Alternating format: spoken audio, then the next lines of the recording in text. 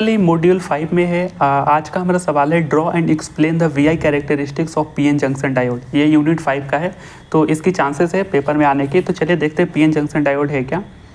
अब PN junction diode is a semiconductor device formed by joining P type और N type semiconductor. ये आपको पता भी होगा ना कि पी टाइप और एन टाइप के सेमीकंडक्टर है, उन्हीं से मिलकर ये पीएन जंक्शन डायोड बना रहता है।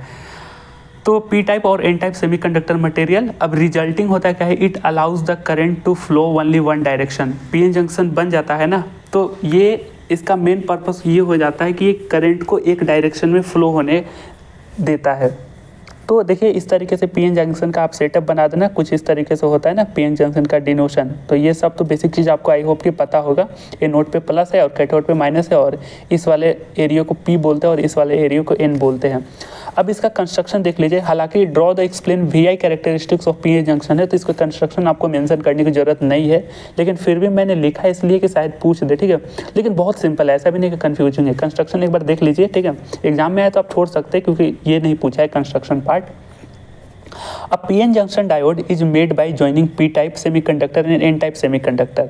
तो यहाँ पे जो आपका P टाइप सेमीकंडक्टर है और N टाइप सेमीकंडक्टर है। जो P टाइप के सेमीकंडक्टर होते हैं ना, इसमें होल्स ज़्यादा होते हैं। होल्स का मतलब क्या होता है, पॉजिटिव चार्ज कैरियर्स। और जो N टाइप के सेमीकंडक्टर है, इसमें इलेक्ट्रॉन ज़्यादा होते हैं, यानी नेगेटिव चार्ज कैरियर। तो जब इसको एक दूसरे को एक जंक्शन पे लाया जाता है ना, जंक्शन या फिर एक अटैचिंग पॉइंट पर, तो इसमें क्या होता है कि ये होल्स इधर जाना चाहते हैं और इसके इलेक्ट्रॉन्स इधर जाना चाहते हैं। अब इन दोनों के एक्सचेंज में एक तरीके से डिफ्यूजन हो जाता है। चाहे इस बात, ये पॉजिटिव वाला एन साइड की तरफ जाना चाहेगा और नेगेटिव वाला पी साइड के तरफ जाना चाहेगा, तो इन दोनों के बीच में डिफ्यूजन हो जाता है। अब डिफ्यूजन से यहाँ पर एक डिप्लेशन लेयर बन जाता है। तो कुछ इस तरीके से आप बना देना, ठीक है। पी के सामने सारे नेगेटिव नेगेटिव अरेंज करना और एन के बगल में सारे पॉजिटिव पॉजिटिव, तो ये डिप्लेशन लेयर बन गया। बस जो मैंने अभी बोला वही लिखना है आपको कंस्ट्रक्शन में। तो बहुत सिंपल है। यहाँ पे देखिए, पी रीजन हैज होल्स यानी पॉजिटिव चार्ज कैरियर्स, यहाँ पे आप देख रहे हो ना, इन मेजॉरिटी। तो मेजॉरिटी में यहाँ पे पॉजिटिव चार्ज कैरियर्स होते हैं। ऐसा नहीं कि नेगेटिव नहीं हो, नेगेटिव होते हैं लेकिन बहुत कम होते हैं। लेकिन पी रीजन में होल्स जिसको बोलते हैं पॉजिटिव चार्ज कैरियर्स, वो ज़्यादा होते हैं, ठीक है। और एन रीजन हैज़ इलेक्ट्रॉन्स, और एन रीजन में इलेक्ट्रॉन्स यानी कि नेगेटिव चार्ज कैरियर्स ज़्यादा होते हैं इन मेजॉरिटी, और पॉजिटिव माइनॉरिटी में रहता है। अब होता क्या है कि holes from P side attracted towards electron in N side. तो ये होल है from P side attracted towards N side, and electrons from N side attracted towards holes in P side. तो ये वाला पार्ट भी इधर जाना चाहेगा, ठीक है। या तो आप समझ रहे हो ना, जिसके कारण होता क्या है, कॉजिंग एट द जंक्शन। तो यहाँ पे देखिए एक जंक्शन पॉइंट है, चाहे दोनों का एक अटैच पॉइंट है ना। तो जंक्शन पे होता क्या है, both electrons and holes get diffused and form a layer called depletion layer.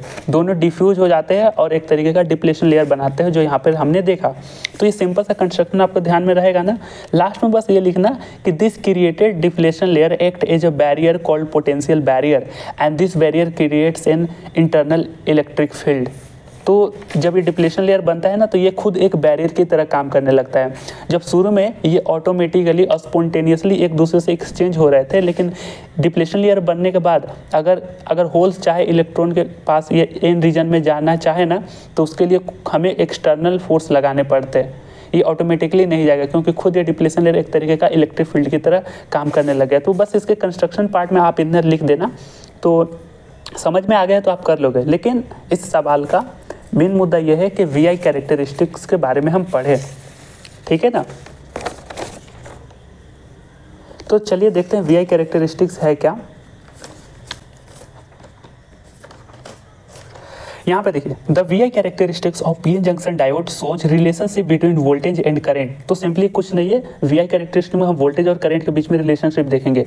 तो वीआई कैरेक्टरिस्टिक इट टेल्स बताता है कि how current changes when voltage applied across a diode. तो जो आपका पीएन जंक्शन, मतलब कि ये जो आपका पीएन जंक्शन डायोड है, पीएन जंक्शन डायोड में जब आप वोल्टेज अप्लाई करते हो तो करंट में क्या वेरिएशन आता है, यही आपका वीआई कैरेक्टरिस्टिक्स बताता है, ठीक है। Voltage applied across the diode in the condition of forward biasing and reverse biasing.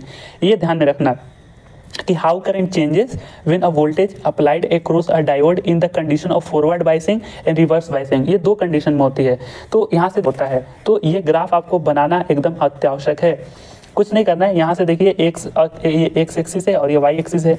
यहाँ पे जो वोल्टेज है ये फॉरवर्ड वोल्टेज है, क्योंकि इधर वाला करंट जो है ना आगे इंक्रीज कर रहा है, जिसको फॉरवर्ड बाइसिंग बोलते हैं, और इधर से देखिए कुछ इंक्रीज नहीं किया और अचानक से इंक्रीज कर गया। यहाँ पे देखिए रिवर्स बाइसिंग है और यहाँ पे फॉरवर्ड बाइसिंग है। ऊपर वाला आपका फॉरवर्ड करंट है जो मिली एम्पियर में हम मापते हैं, और ये वाला फॉरवर्ड वोल्टेज है। यहाँ पे भी फॉरवर्ड रिवर्स वोल्टेज है, सॉरी, यहाँ पे रिवर्स वोल्टेज हो जाएगा और यहाँ पर भी रिवर्स करंट हो जाएगा IR। इस तरीके से हमने यहाँ पे डिनोट किया है। यहाँ पे देखिए VI characteristics of PN junction diode का डायग्राम था ना। VBR क्या है? Reverse breakdown voltage. यहाँ पे जो VBR है रिवर्स ब्रेकडाउन वोल्टेज है। इसको भी समझेंगे है क्या। VK एक तरीके का नी वोल्टेज होता है, यानी थ्रेशोल्ड वोल्टेज भी बोलते हैं, जो कि ये यहाँ पर बनता है VK थ्रेशोल्ड वोल्टेज। अभी हम देखेंगे।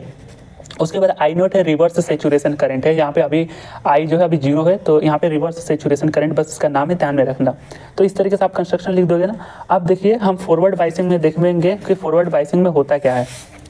फॉरवर्ड बाइसिंग का सबसे पहले छोटा सा डेफिनेशन लिख दिए कि when P side connected positive terminal and N side connected negative terminal of the battery, ये बैटरी है, कॉल्ड फॉरवर्ड बाइसिंग। तो इस तरीके से आप डायग्राम बना दोगे। अब देखिए इसमें होता क्या है, यही चीज़ हमें डिस्क्राइब करनी है। मेन बातें यहाँ पे है। इन दिस कंडीशन जो फॉरवर्ड बाइसिंग में क्या होता है कि the current is almost zero till the applied voltage reaches at a certain minimum voltage. यहाँ पे अभी देखिए शुरू में करंट जीरो है, ठीक है। जब सप्लाइड वोल्टेज दी जाती है फॉरवर्ड बाइसिंग के केस में, तो करंट जीरो रहता है, फिर धीरे धीरे इंक्रीज करेगा। तो current is almost zero till the applied voltage reaches a certain minimum voltage. तो ये बातें समझ में आई ना। देखिए this minimum voltage called threshold voltage और नी वोल्टेज। यहाँ पे इसका मतलब क्या हुआ कि फॉरवर्ड बाइसिंग के केस में जब हमने वोल्टेज अप्लाई करा, तो यहाँ पे देखिए करंट मिनिमम ही रहा, करंट देखिए मिनिमम ही रहा। तो ये जो मिनिमम पॉइंट है ना, जाहिर सी बात है एक पॉइंट पे तो बढ़ना चाहिए ना। तो जो मिनिमम पॉइंट होता है उसको ही हम नी वोल्टेज बोलते हैं या फिर थ्रेशोल्ड वोल्टेज बोलते हैं। The minimum voltage called threshold voltage या फिर नी वोल्टेज, यानी कि वो वोल्टेज जिस पे हम अगर वोल्टेज अप्लाई करते हैं लेकिन करंट अभी ऑलमोस्ट जीरो रहता है। यहाँ पे देखना प्योर जीरो नहीं, ऑलमोस्ट जीरो रहता है, यानी एकदम कम रहता है। उसी मिनिमम वोल्टेज को हम बोलते हैं नी वोल्टेज या फिर थ्रेशोल्ड वोल्टेज। ये बात समझ में आई ना।